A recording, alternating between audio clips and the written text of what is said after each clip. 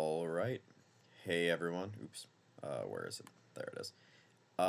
So I have to use my crappy mic for this because I am at my parents' house still.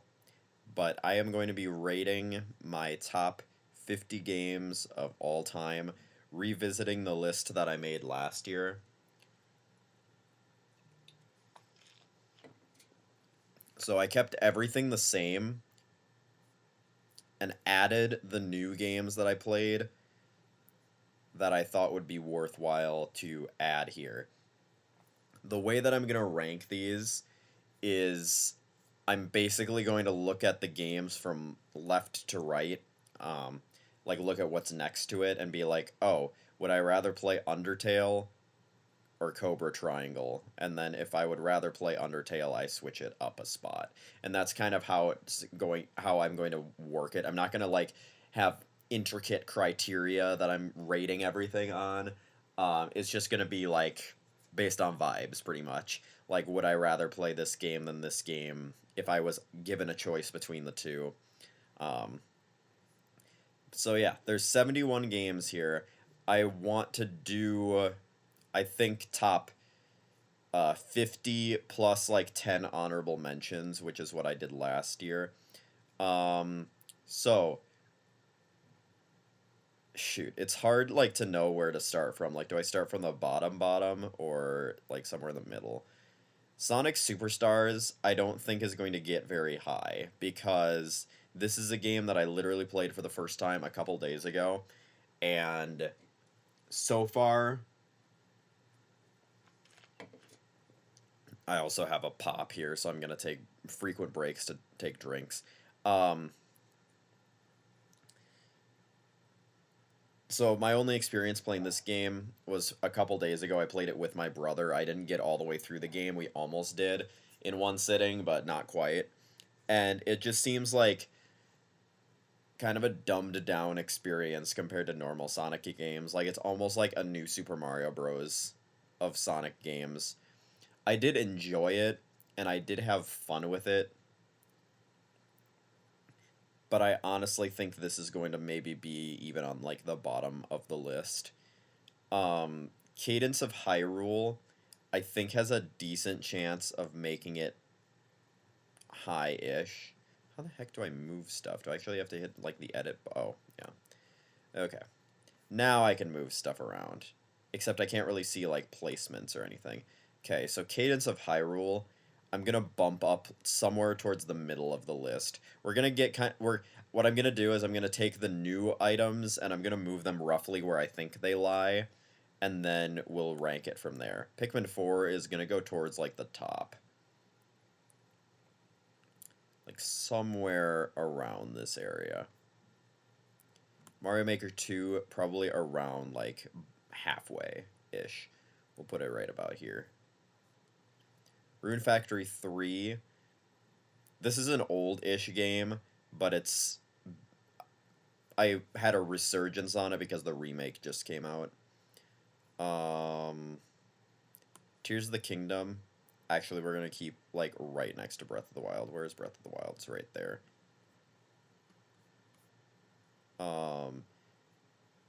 Live Alive, we're going to bump up to the top, like, 25%. Somewhere around there. DK64, here-ish. Chrono Cross, probably top quarter, but below Live Alive. Yeah, that looks about right. I'm not going to be ranking them like this normally. I just want to put these among like similar caliber games so that it's easier to move them up and down. Put that like there. Okay, here we go. From the bottom, Sonic Superstars or Metroid. I think I would put it above Metroid. I would not put it above Shovel Knight.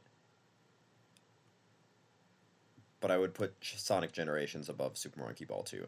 Not that that really matters. Rayman Legends can get bumped up above these two. Undertale or Cobra Triangle.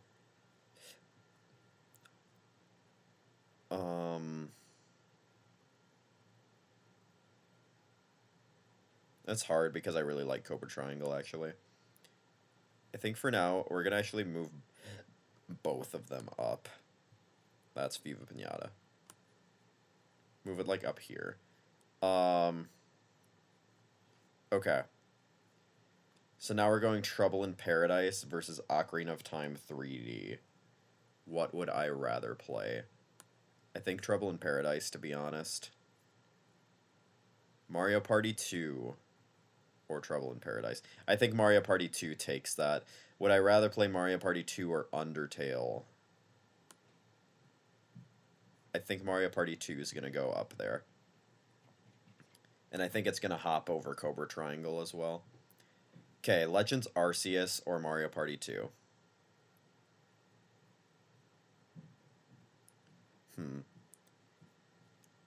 Legends Arceus, I think, is going to stay below. DKC 3 is actually going to get bumped up a lot of spots now that I've finished it. Before, my only experience with it was the first, like, 2 worlds of the game. And now that I've beaten it, my experience with it has been much better. Is this actually recording? Okay, I just had to make sure. It seemed like it wasn't. Okay. Donkey Kong Country 3 is for sure going above DK64. It's going above Tears of the Kingdom and Breath of the Wild.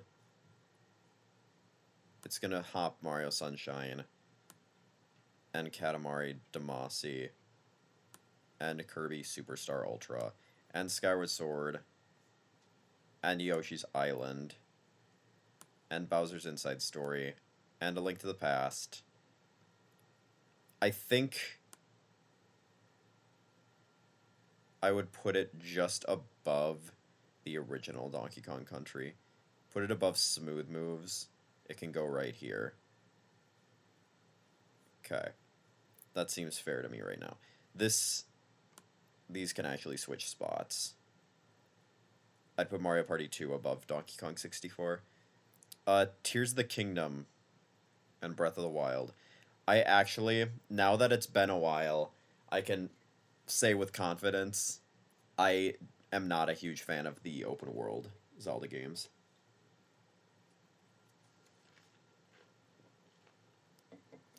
I think Zelda works much better when it's a story-driven experience, and when it focuses more on, like, the puzzles you need to solve to go through the dungeons. Like, yes, the shrines have puzzles in them too, but I don't know. I just am not a huge fan of the new ones. Although I think Tears of the Kingdom can hop Breath of the Wild. And Tears of the Kingdom can probably hop this too. But I would rather play Katamari Damacy reroll above Tears of the Kingdom, actually. Okay. I think I'm comfortable with where both Mario Sunshine and Breath of the Wild are. Katamari Damacy reroll or Kirby Superstar Ultra. I think Katamari is going to go above that and Skyward Sword. And actually Yoshi's Island too. I really like this game. It's super fun. Bowser's Inside Story. Let's keep it where it's at. Okay. Now Kirby Superstar Ultra or Skyward Sword HD. I think I'm going to hop Skyward Sword HD. And as a matter of fact, I think Tears of the Kingdom is a little better than that one too. Just a little bit, though. Yoshi's Island or Kirby Superstar Ultra. I think Kirby Superstar Ultra, actually. Okay. Then we go to Bowser's Inside Story. Would I rather play Bowser's Inside Story or Zelda A Link to the Past? I think it's going to hop Zelda.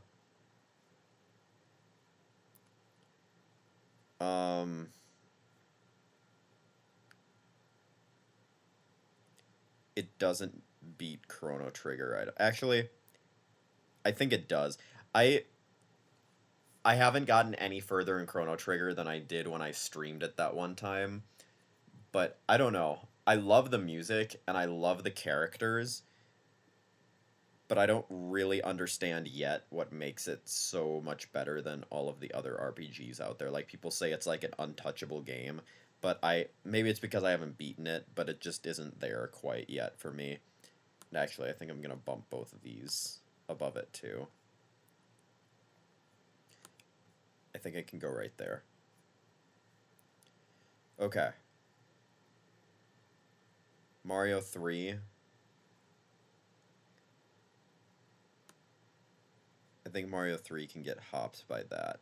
And Cadence of Hyrule can go down right. Um, I think it goes above Yoshi's Island, but below the others. It's fun, especially when you finally like get the hang of it, because it's definitely a high like. You have to. It takes a while to figure out the controls, and it takes a while to master the rhythm aspect of it, but um, it's super gratifying once you finally get it down. Okay, Donkey Kong Country or Bowser's Inside Story. I think Donkey Kong Country is gonna stay right here. Yeah. Okay.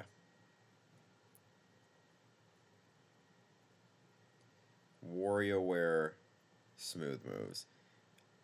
I think it's gonna stay where it's at. Okay. Then Link Between Worlds or Wind Waker. Wind Waker still stays above it for me. Wind Waker or Sonic Frontiers. I think we're gonna make that switch. And let's do this. Sonic Frontiers. I think Sonic Frontiers is gonna drop all the way down.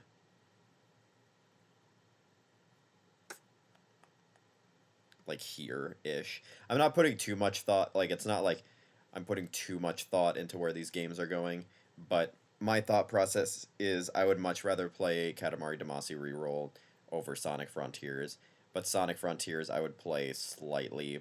I'd probably be more likely to say yes to playing Sonic Frontiers than Kirby Superstar Ultra. Sonic Origins, I have no idea why it was this high before. Because Sonic 2 and Sonic 3 are really good, the other two kind of hold it back. I think it's going to go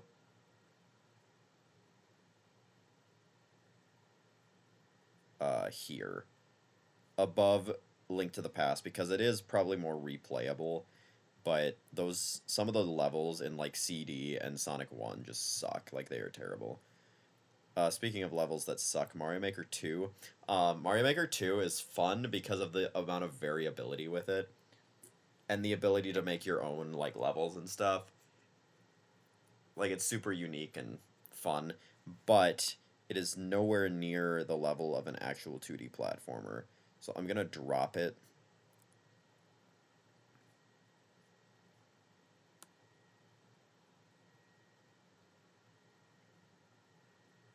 Probably about here.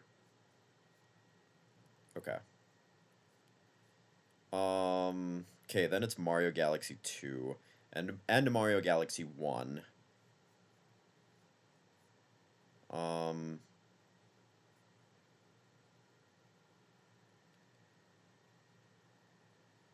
I think that's gonna stay there. Tales of Vesperia, I'm gonna drop down a little ways.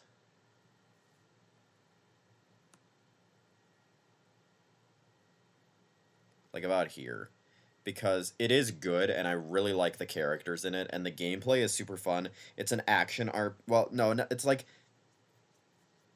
it's an RPG, but when you get into like the battles play more like a fighting game, which is super unique and fun. I've never like experienced anything like that before. Okay. Um Mario Galaxy or Animal Crossing New Leaf. I think Animal Crossing New Leaf is actually going to go up. Resident Evil 2 is like an awesome game, especially the remake, but I think I'm going to drop it down here. Okay, we're getting close. I am kind of speed rating these.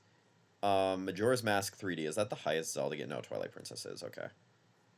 Did I take Minish Cap off the list? I must have. I don't remember seeing it. I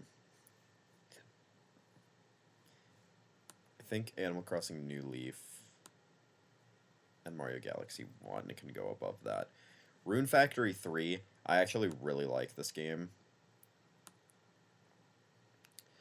I think it can go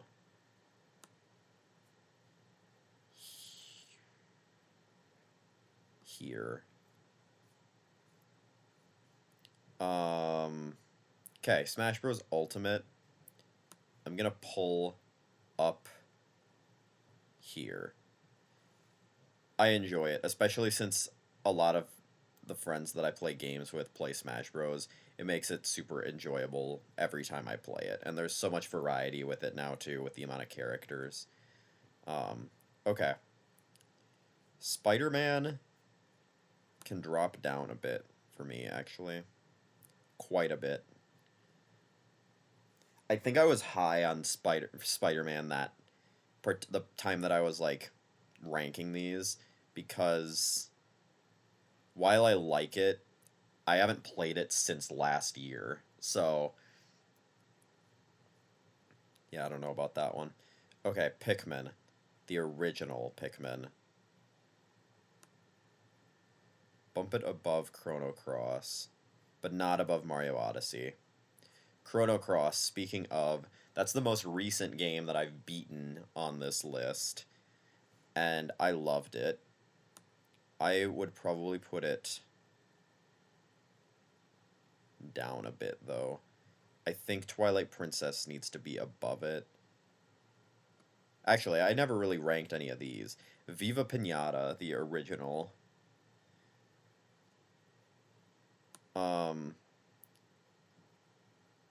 I'm gonna drop it a bit. I think here, between the two Zeldas. Town of Salem, I still have fun with, but I think it's gonna have to drop too. I don't play it nearly as much as I used to. Oh, there's Minish Cap, okay. That high. Well, that does kind of make sense. Also, I think Zelda should be above Rune Factory.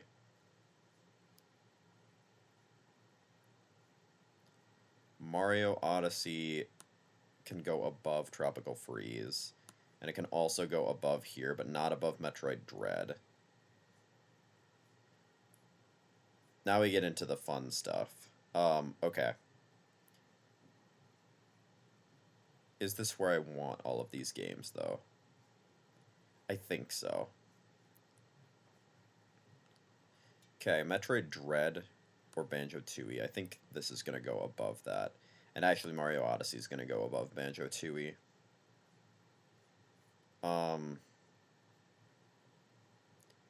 Prime Trilogy or Sonic Mania.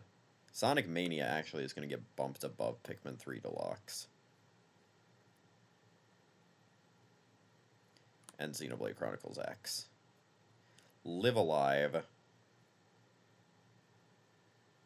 actually can stay like right where it's at. That was actually kind of a perfect ranking for it. Super Metroid. Let's bump Stardew Valley down a little bit. Not below Live Alive, I don't think. Keep Banjo-Kazooie there. This can go above Pikmin 4. And I think Banjo-Kazooie can go above Pikmin 4 as well. And no, not Super Metroid. Super Metroid can stay below it.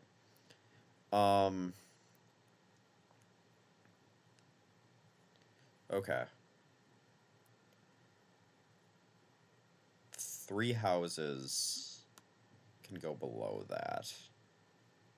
Awakening can stay where it's at, I think.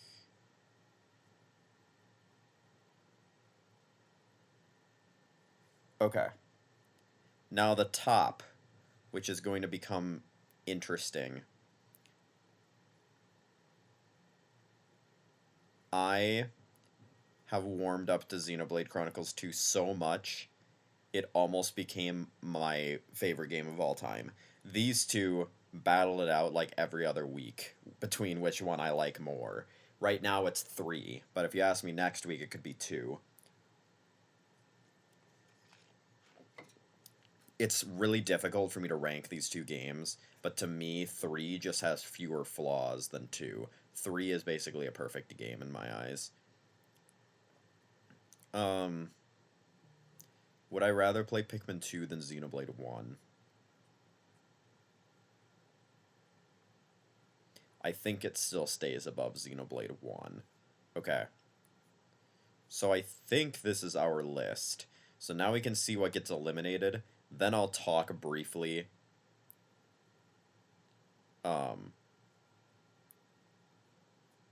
about it for a couple of minutes, because I don't want this video to only be, like, hardly long at all.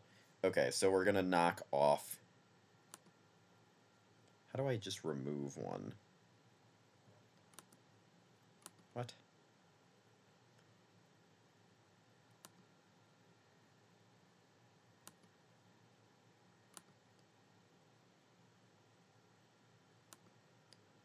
How do I remove... Or maybe I have to edit. Maybe I have to go back into edit list. And yeah, there's an X above. So we have to remove 11. 1, 2, 3, 4, 5, 6, 7, 8, 9, 10, 11. Undertale barely didn't make the cut. Okay, now let's view list. And we should have 60. Yeah, okay. So, our 10 honorable mentions down here. Cobra Triangle, I think, is a really fun game, especially for the NES. My main experience with it is playing it on Rare Replay.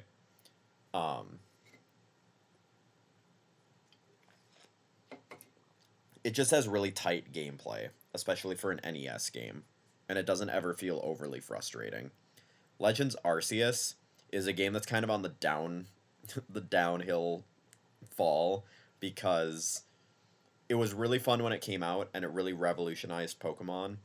But since then, there have been so many games that have come out that have been better than it, that it's just not as fun. And some of the requirements for, like, the Pokedex are extremely grindy. Like, I have probably about 40 to 50 hours in that game, and I don't think I'm even halfway through the story because I've been so caught up on doing those Pokedex missions. DK64, I love for the randomizer, but it has a lot of tedious parts to the game, I guess you would say. Like, 100%ing that game is not fun, and I don't think I would ever do it again. I've only done it once, and I don't think I'm doing it again. Mario Party 2, in my opinion, is the best Mario Party. I do really like 6 and 7 as well, though. But Mario Party 2 is really tight gameplay-wise, and they really figured it out on that entry. I really enjoy playing it with friends, but that's kind of where the fun stops, because it's not quite as fun to play Mario Party by yourself. Okay. Then we have Breath of the Wild. As I said before, I've kind of fallen further and further out of favor with the new Zelda, like, genre, where they're open world, because when you make a game that is fully open world, like Zelda, Breath of the Wild, and Tears of the Kingdom are, it makes it so less focus can be put on the story. Like, Xenoblade is open world, however, they gate areas off, like, you can't progress past your current objective. And usually when you can, it's like you have to finish, like, a story flag before you can actually do anything in the new area, where, like, in a true open world game, you can go anywhere and do anything in any order, and because of that, it impacts how they can write the story, because you have to take into account this person could go to this area for their first Divine Beast, or they could do it last, so they can't really build on each other as much and build, like, character. Mario Sunshine is a really fun 3D platformer, but again has a lot of flaws, in my opinion. I do have a lot of, like, fond memories of really raging at that game, because it is so rage-inducing. There's so many shines in that game that are really annoying to get. But my laptop battery's about to die. That's not good. Hopefully I can finish through these in time. Then you have Skyward Sword HD, which, if you hear me shifting around, it's because I'm trying to plug my laptop in. But Skyward Sword HD is, again, it's a fun game, and I really like the story of it. However, what holds it back, in my opinion, to other Zelda games is not just the controls. I think the motion controls are fine, and I actually really like them for immersion's sake because, for the most part, unless you're swinging your controller like a maniac, it works just fine. I've never had any issues with the controls in Skyward Sword, not nearly as many as other people seem to have. And I think the people who have issues are people who like either don't pause to calibrate it because you kind of have to do that like every hour ish, or they swing it around like crazy and it gets it completely desynced. So that doesn't help either. Overall, it's fine. It's just that it's for sure not the best Zelda game in the world, especially since the stamina in that game is just incredibly annoying. Stamina in Breath of the Wild and Tears of the Kingdom feels like it has a purpose because if you get more stamina, you can climb higher, and climbing is such a big aspect of that game. But literally, all that stamina does in Skyward Sword is slows you down. That's literally the only thing that it does. There's no reason for stamina to even be a thing in the game, but it is for literally zero reason. Like, it's not like me having less stamina is holding me back from doing anything. It's just like if I run out of stamina, I have to deal with Link walking extremely slowly for 10 seconds. It's annoying. Um, Tears of the Kingdom, there's not a lot for me to say about this one. It's similar to Breath of the Wild, but I like it a little bit more because there is a little bit more story involvement with Tears of the Kingdom, and I think the dungeons are done a little bit better, which dungeons are usually my favorite parts of Zelda games, so that's why. Yoshi's Island is a really fun 2D platformer.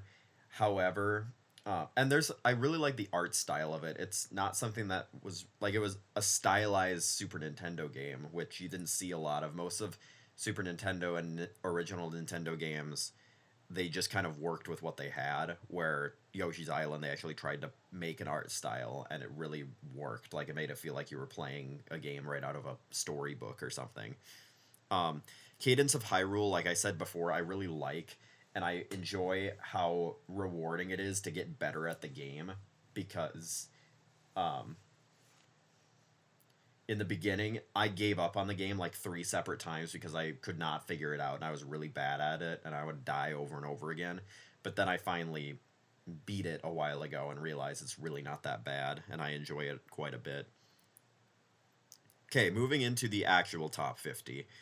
Um, Mario Maker 2 is a really good, really fun game for the amount of variance that you get. The problem is the with that variance comes people who just upload terrible levels that you have to deal with online, and that's not fun. No one wants to play some 5-year-old's level that's like it was designed in about 5 seconds with literally zero thought put into it. But it's super fun to try to invest yourself into actually creating levels, and I like games that try to inspire creativity like that. It's super fun. Chrono Trigger, a game that has a lot of hype that so far has not necessarily fallen flat, but it's more fallen mid to me. Like, obviously, it's in my top 50 games of all time, but it's barely there.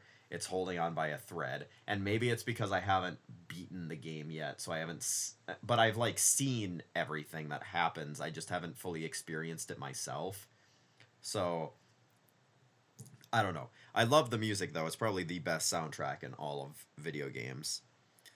Kirby Superstar Ultra. I have a lot of memories of playing this game over and over, especially the arena, the boss rush mode.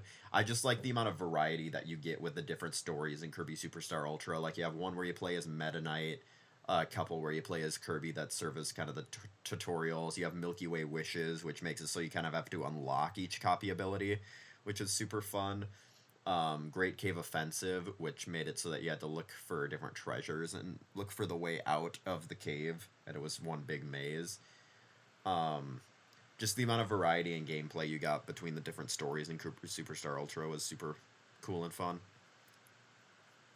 Sonic Frontiers, I loved it. I really had a good experience with it, but I kind of similar to Legends Arceus. I've said this before on podcast episodes. It's kind of a flawed open world game to me where it's like a step in the right direction, but it's not necessarily everything I want. And the fact that a couple things like were like broken in the game, I didn't like it that much. Like the pinball mini game, I my Sonic kept clipping through the paddles instead of actually like getting bonked, so I kept losing the pinball game for literally no reason. So that took me forever to actually win. Um, and then the fact that fishing is so incredibly like overpowered. Like if you fish, you can literally pay to have yourself at max stats because that's pretty much the only thing that you buy from the fishing shops. And if you're going to 100% fishing, you're going to have plenty of money left over there or whatever the currency is in Big's ponds or whatever. I can't remember.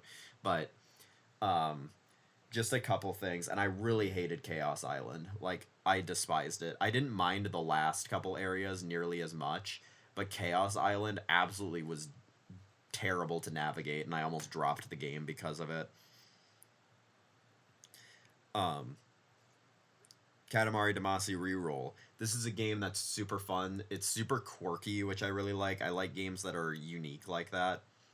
I kind of forgot that there was a We Love Katamari reroll that came out. I think that's the name of the game. I never ended up getting it, but I hope I can find it in my budget to get it eventually. But I love the gameplay of Katamari. It's super fun, and the way the levels are designed, it's like you will likely only have to play each level once, especially if you're actually like halfway decent at the game. But it's still just a super chill, relaxing game to throw on and play. A Link to the Past is kind of the Zelda game that started it all. Like, obviously there's the original Zelda, but A Link to the Past really solidified um it kind of solidified what Zelda was. And it in a way was actually open world because once you got to the dark world you could kind of go around and beat the dungeons in whatever order. Um, and I have a lot of fun with it with the randomizer, obviously, as well. But that's why that one's ranked where it is. Spider Man, like I said, has kind of fallen off for me, partly because I just haven't played it. Like when I played it last year, I really liked it. I don't have a PlayStation myself though, so anytime I play it, it has to be at my parents' house. Um, and it's fun. It's a pretty polished like open world game with an actual good narrative as well, so it kind of proves that it can be done. Um, the open world is definitely smaller scale than Zelda, but it's still packed with so much to do, which I like so many objectives, which I think is super nice, and it's something that Mario Odyssey does well as well. But we'll talk about that when we get there. Sonic Origins is just a classic Sonic collection, which kind of puts it at an unfair advantage above other games because it's a collection. Like Sonic 1 and Sonic CD kind of blow, but Sonic 2 and Sonic 3 and Knuckles are a couple of the best 2D platformers ever made. I have to respond to a text really quick, and then I'll get on to Tales of Vesperia.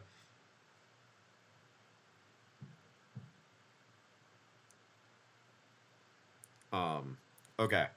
Tales of Vesperia is a game that's super fun, and I really like the characters, and like I said, I really like the gameplay as well.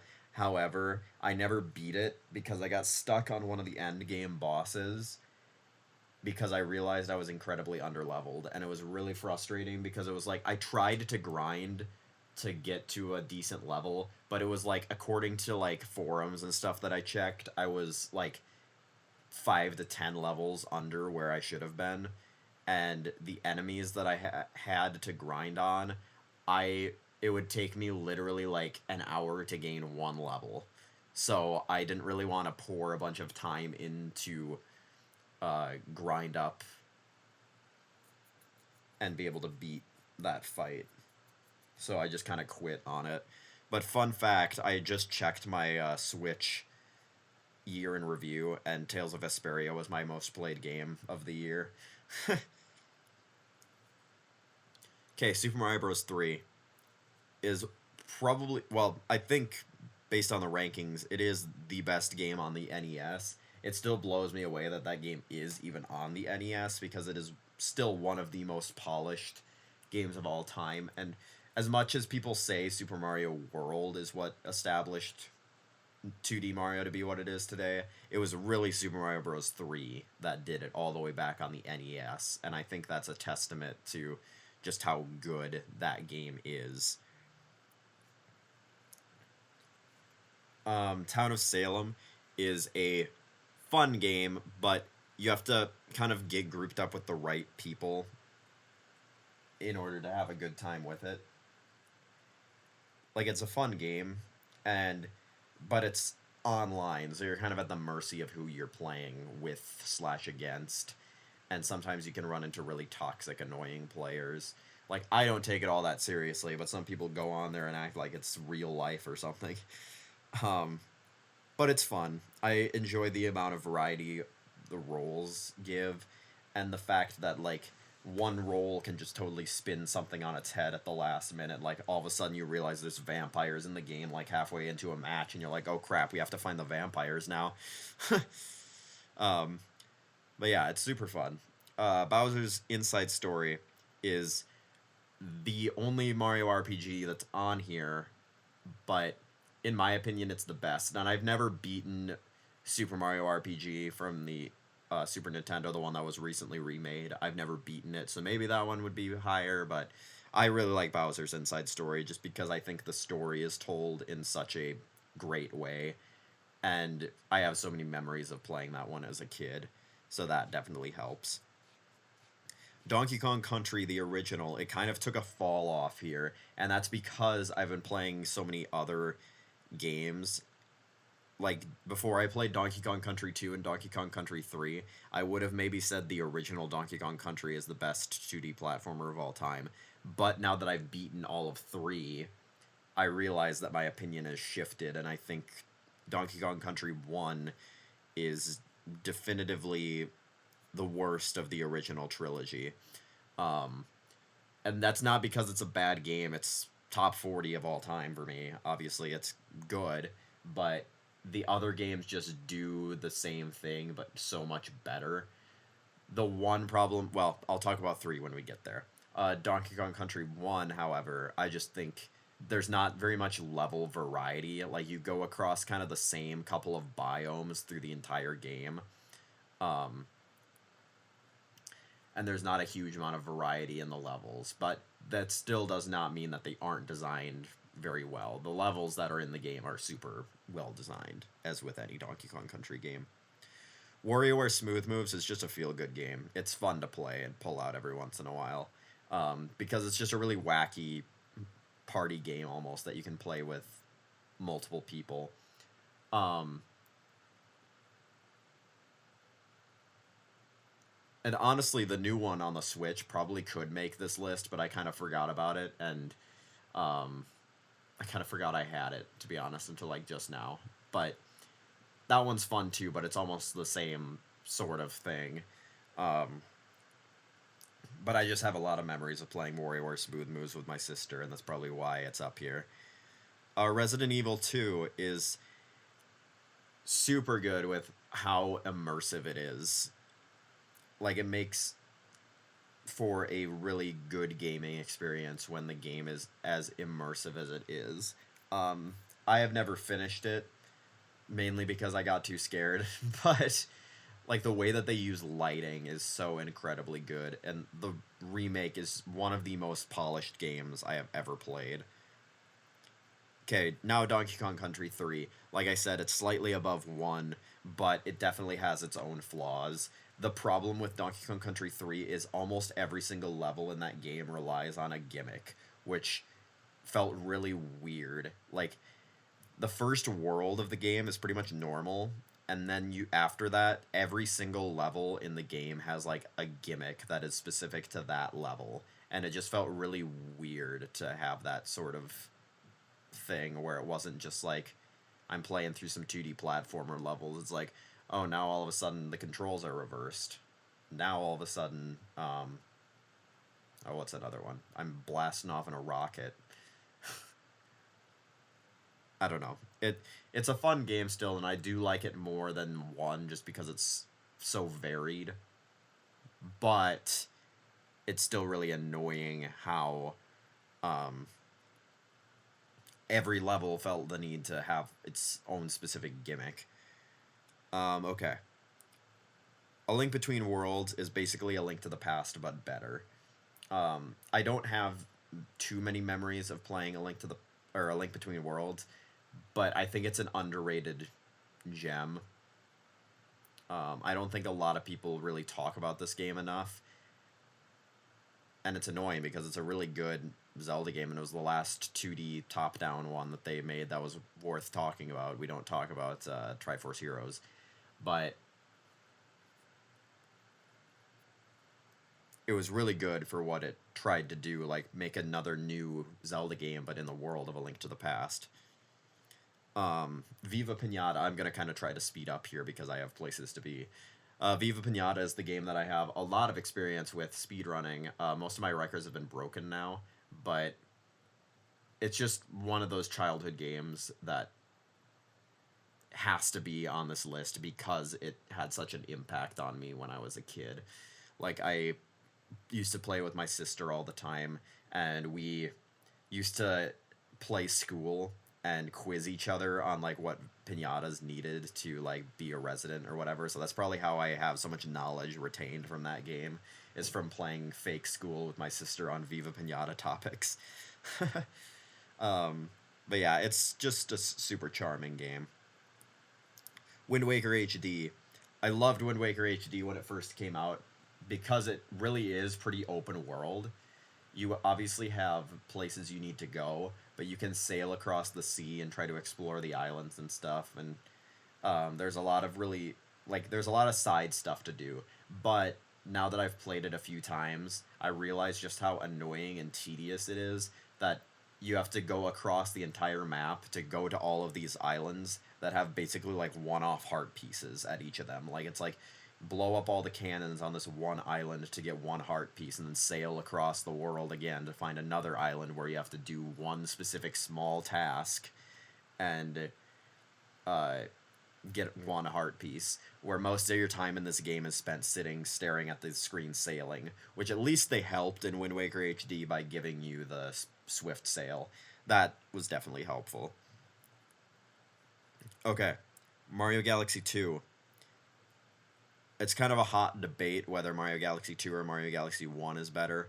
I prefer the level design of 1, but that's just a personal preference. Mario Galaxy 2 is also a really good, fantastic game as well. They just took what worked in the first game and built on it so well. And added Yoshi. So, big bonus there. But I do still prefer the first. Majora's Mask 3D was the first Zelda game that I 100%ed, and it's because they have the system where they track all of your quests in the Bomber's Notebook, which I thought made, like, it kind of held your hand a little bit, but it made tracking all of that business in that game so much better than the original. Like, I think the original Majora's Mask might be my least favorite Zelda game, just because I don't like how little direction you're given. And Majora's Mask 3D kind of fixes that, even if it may have nerfed some of the mask power-ups. Mario Galaxy 1, kind of the same things as with Mario Galaxy 2. It's pretty much a perfect Mario 3D platformer in every way. I have a lot of nostalgia for it. The music is really good. And the level design is just super crisp, and I just, I remember pretty much every level in that game. Okay. Animal Crossing New Leaf. This is another kind of nostalgia pick. I way prefer New Leaf over New Horizons. That's why New Horizons isn't even on here. I just really like the idea of being the mayor and having the control over your entire town.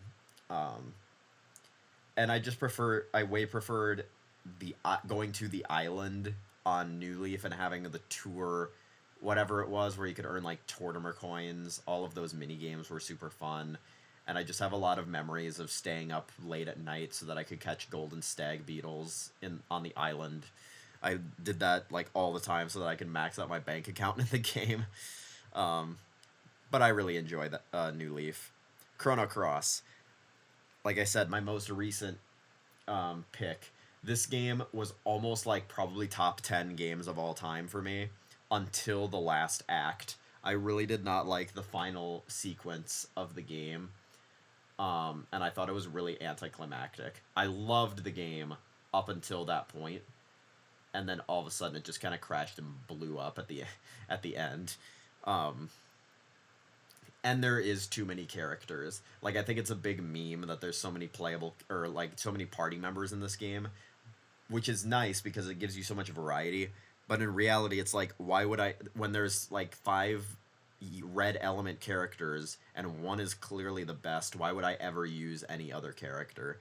And they don't really characterize most of them. Like, there are some of them that get good backstories, but most of them don't. They're just kind of there.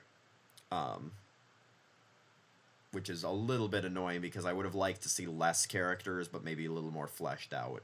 Trim the fat a little bit. Super Smash Bros. Ultimate, there's not a lot to be said about this game. There's just so much variety with it. I'm not big on multiplayer-focused games, and that's why it's not higher, because you kind of need friends to enjoy Smash Ultimate. Like, Classic mode is fun in its own right, but I get bored of it really quickly. But it's just... it's a cultural phenomenon, just how successful Smash Bros. Is. Okay. Top half. Rune Factory 3. This game, I have a lot of fond memories playing with my sister again. It's basically the perfect, like, farming sim dungeon combo.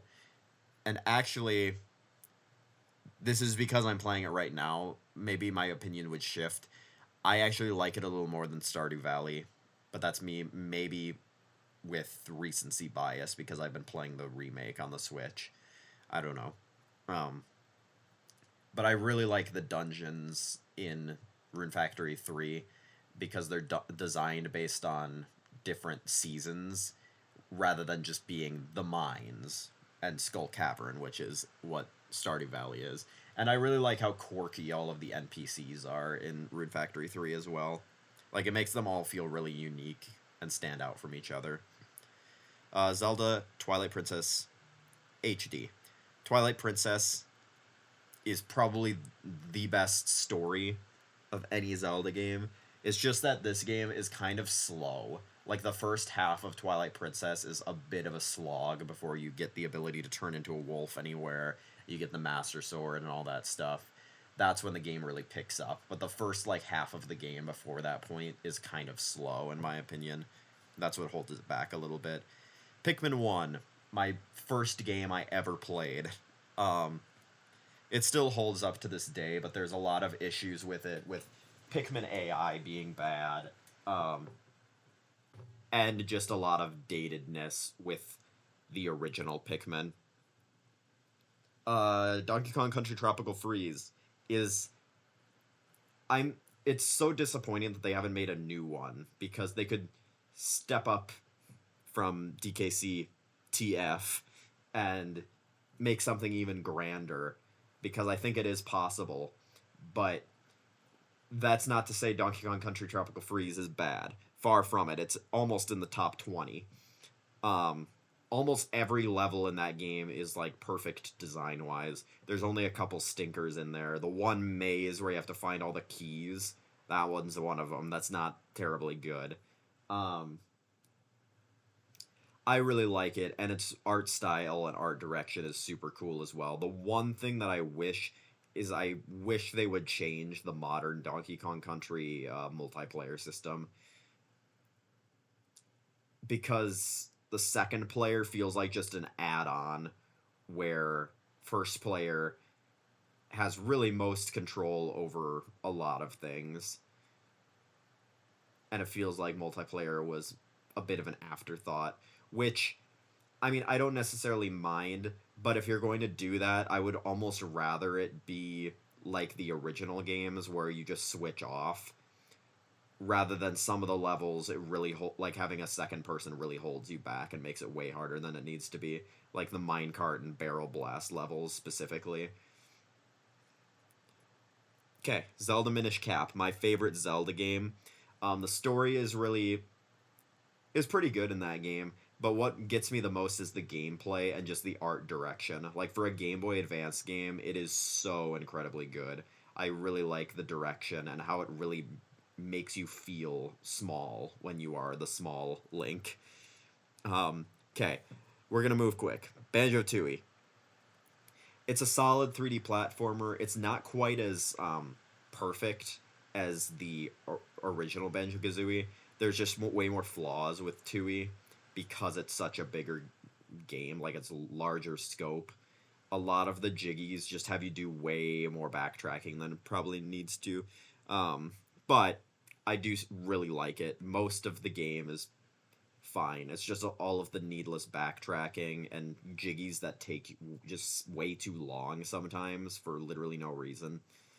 Um, that kind of holds it back. Mario Odyssey is essentially a perfect game, which is where we're kind of heading with the rest of these games. Mario Odyssey is like the perfect 3D platformer. The movement is extremely tight. I really like how gratifying it is with how many moons are just all over the place. You pretty much find one every like few seconds. So it makes it really pay off to explore. And I really just like how dense the worlds are in that game. Metroid Dread is super clean, not quite as good as the original Super Metroid, but Metroid Dread, it's really fun and it really does hold up to this day. Um, and yeah, it just the way it the movement is so clean, and the way it captures like the Emmy zones, those areas are designed really well because it has fast movement in mind with the design, obviously. Then the Metroid Prime trilogy. I still have only finished Metroid Prime 1, but that alone is enough for it to be up here. The Metroid Prime games are just so dense with stuff to do again. Um, and how gratifying it feels to figure stuff out for the first time in those games. Pikmin 3 Deluxe is okay. The only thing that gets me about Pikmin 3 Deluxe is the difficulty. I think it is way too easy and way too short. But Mission Mode and Bingo Battle are some of the best multiplayer modes Nintendo has ever created. Xenoblade Chronicles X. The story is garbage, but the gameplay is so good. It might be the best open world game I've ever played. Xenoblade Chronicles X. Like, gameplay wise, it might be the best open world game I've ever played. What holds it back is that the story is so terrible, and I just didn't find myself getting nearly as attached to the characters as I do in other Xenoblade games. Sonic Mania is the perfect 2D platformer, almost. It is still perfect. The levels in this game are so memorable and so packed full of secrets to find that it makes it super fun and super satisfying to play it fast. Live Alive is a super fun, unique experience because you are playing through multiple different stories, and the fact that you're able to, like, for one part of the game, be like in a sci-fi horror game, basically, and then all of a sudden you're in a Western. Like, the way it captures those tone shifts so well puts it up here for me. And all of the twists and turns through the final couple of stories. I really like that narrative as well. Stardew Valley is the game that I always tell my friends, if I had literally one game to play for the rest of my life, Stardew Valley might be it. Because there's so much to do in the game, you can choose whatever you want to do and take it at your own pace. And it's... Again, it was based off of a lot of other farming genre games, but it obviously takes everything that goes well in those other games and establishes its own identity in a really nice way.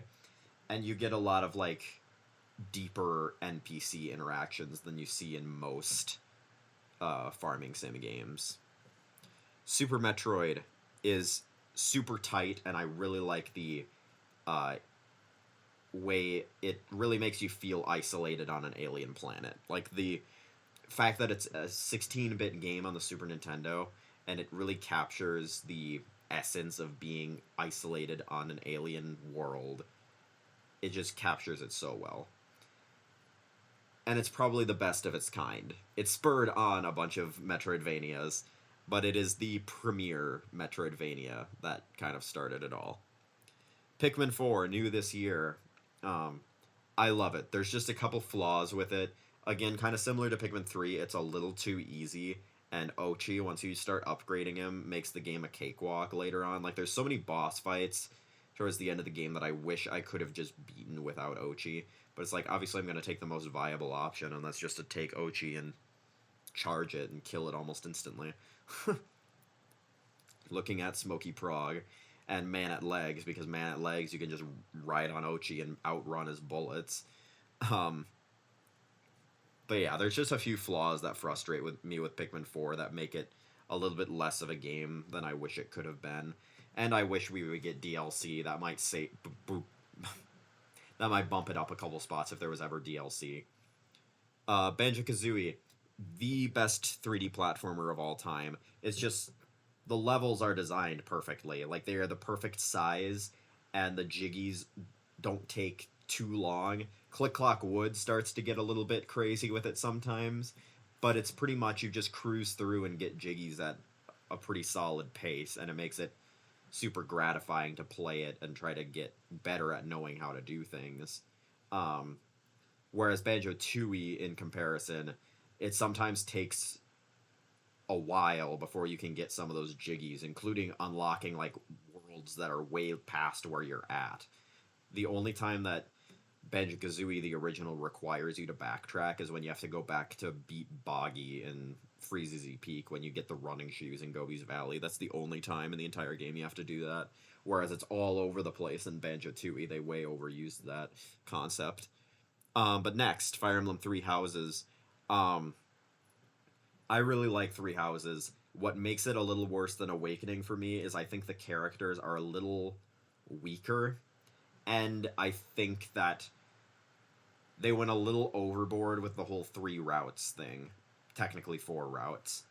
I like the choice that you can make, but I don't like that the first, like, quarter to third of the game is the exact same, no matter what class you're playing at. It is literally the exact same, and it makes it a little bit annoying to replay and get, like, up to the point where it actually changes.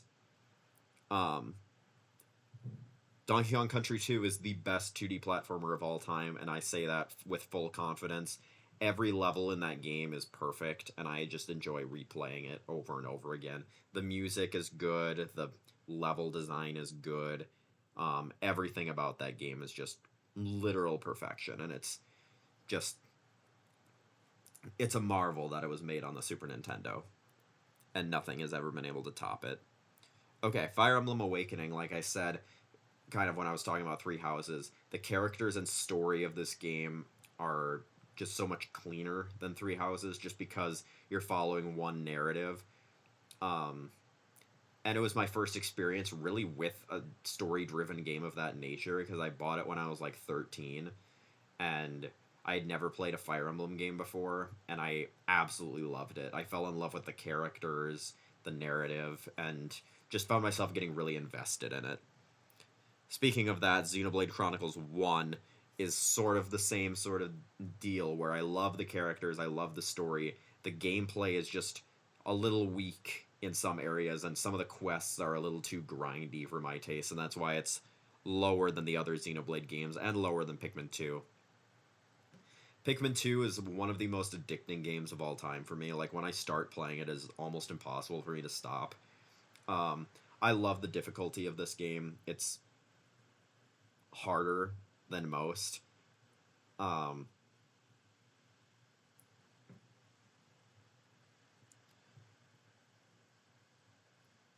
and some people argue that it's too difficult and it's annoying with the amount of traps it throws at you. But when you kind of get used to the way the game works, it's pretty easy to avoid them. Like, you just have to be paying attention. They give you enough time to whistle your Pikmin off of stuff if bombs fall from the sky. It's just like when you don't know it's coming, it can kind of be a little annoying. But all you have to do is reset, and you get all your Pikmin back anyways, so it's not that big of a deal. Torna was also once my favorite game of all time because it's kind of a it's got the full Xenoblade experience, but in a like more 15-hour rather than like 80-hour ordeal, which is why I'm glad I started with it, because if I wouldn't have played Torna, I never would have played the other Xenoblade games, because back then I would never play a game that was over like 40 hours long. It was like unthinkable. But then I played through Torna the Golden Country, fell in love with the universe and the gameplay, and I still think the combat of Torna is the best in the series. But because I have grown more attached to the characters of the longer stories, like Base Game 2 and Base Game 3, um, Torna's fallen off just a little bit. But it's still up there in the top 3. Okay, now the last two, I'm going to kind of talk about them in tandem with each other. Xenoblade 2 and Xenoblade 3 are basically tied for number 1 because they go back and forth so frequently. I love the characters of 2, and I love the whole idea of going across different titans. However, I think the streamlined story of 3 is a little bit better because it's just a little bit tighter in narrative. The thing that 2 has on 3 is I prefer the characters a little bit in 2. I prefer the combat system a little bit in 2. And the ending sequence is the best of any of the Xenoblade games in Xenoblade 2. Xenoblade 3 falls off a little bit in the final chapter, whereas 2 just keeps driving through to the end. But 3 has Chapter 5 in it. Chapter 5 of Xenoblade 3 is the best storytelling in any game I have ever played, period. And that is kind of why I have to keep it at number 1, is specifically for that, like, one chapter of the game alone. But that is going to have to be it. I cannot explain much further because I am running out of time. But I hope you all enjoyed this list, and I'll catch you next time. Peace out.